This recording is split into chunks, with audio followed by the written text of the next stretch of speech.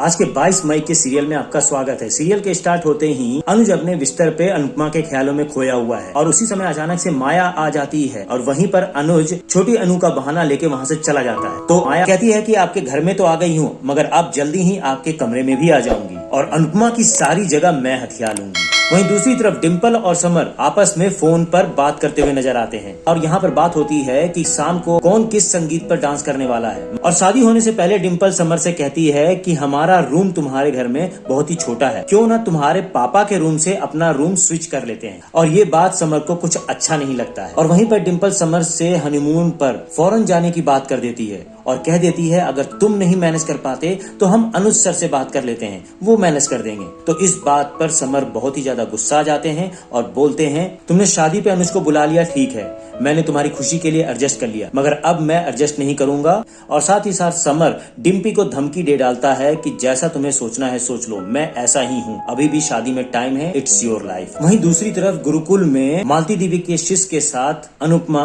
Dance का contest कर रही है। इस डांस को मालती देवी साइड में खड़े होकर बड़े गौर से देख रही है और फाइनली मालती देवी अनुपमा को बधाई देती है और बोलती है कि लचक और भी बढ़ गई है, कठिन से कठिन मुद्रा में भी तुम्हारा भाव नहीं छूटता है, 1 महीने की प्रैक्टिस काफी ज्यादा रंग लाई है। और कहती है कि नदी पहले भी बहती थी मगर मोड़ और भी ज्यादा गहरे हो गए हैं। ये सुनकर के अनुपमा फूले नहीं समाती है और साथ ही साथ ये भी कह डालती है कि आज तो तुमने मेरे शिष्य नकुल को भी पीछे छोड़ दिया। और इतना सुनते ही नकुल के होश उड़ जाते हैं और अनुपमा गुरु माँ के चरणों में पड़ जाती है और इस समय गुरु माँ उसको आशीर्वाद देती है कि कला में और भी ज्यादा निखार आए तुम्हारे।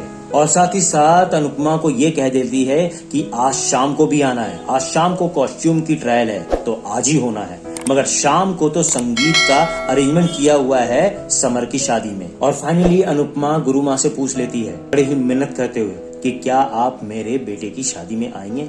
और फिर उसी समय अनुपमा भैरवी से बोलती है चल चल चल घर चल, बहुत ही ज्यादा सामान लाना है, बहुत कुछ लाना है। फिर अनुपमा नटराज के आगे हाथ जोड़ के कहती है कि इस माँ के लिए गुरु माँ का आशीर्वाद बहुत मायने रखता है, तो कुछ कीजिए ना कि गुरु माँ मेरे समर की शादी में आ जाए। और फिर दूसरी तरफ देखने को मिलता है कि अनुज एक मार्केट में आया है और उस मार्केट में अनुपमा भी पहुंच गई है। फाइनली वही होता है जिसका हमें इंतजार था, अनुपमा और अनुज एक दूसरे के सामने हो जाते हैं और अनुज अपने मन में ही कहता है कि कितना कुछ कहना है मगर कैसे कहूँ। और वहीं पर अनुपमा कहती है अपने मन में कि कैसे भी कहिए मगर एक बार कह दीजिए। फिर उधर घर में अनुपमा के ना आने पर वनराज बहुत ही ज्यादा टेंशन में है और साथ ही साथ माया भी अनुज को फोन लगा रही है मगर उसका फोन नहीं लग रहा है। इस बात को लेकर भी माया बहुत ही ज्यादा घबरा सी जाती है, कहीं ऐसा तो नहीं वो सीधे शाह हाउस चले गए हैं अनुपमा से बात करने के लिए।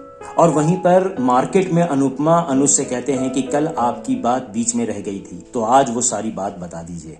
और फिर उसी समय अनुज बात को काटते हुए कहता है कि तुम वो शाह हाउस जा रही थी ना, चलो मैं भी तुम्हें वहां छोड़ देता हूँ। तो इस बात पर अनुपमा कहती है तुमने पहले ही तो मुझे छोड़ दिया है, अब छोड़े हुए लोगों की तुम क्यों फिक्र कर रहे हो। और फिर अनुपमा पैदल जाने लगती है मगर अनुज उसके आगे मोटरसाइकिल लेके आ जाता है और उसके आगे उसे बैठने के लिए मजबूर करने लग जाता है। और फाइनली वो सीन नजर आता है जिसका हमें इंतजार होता है, अनुपमा और अनुज दोनों ही एक ही मोटरसाइकिल पर नजर आते हैं और मोटरसाइकिल पे जाते जाते हो जाता है नाटक का एंड और फिर चालू हो जाता है प्रोमो।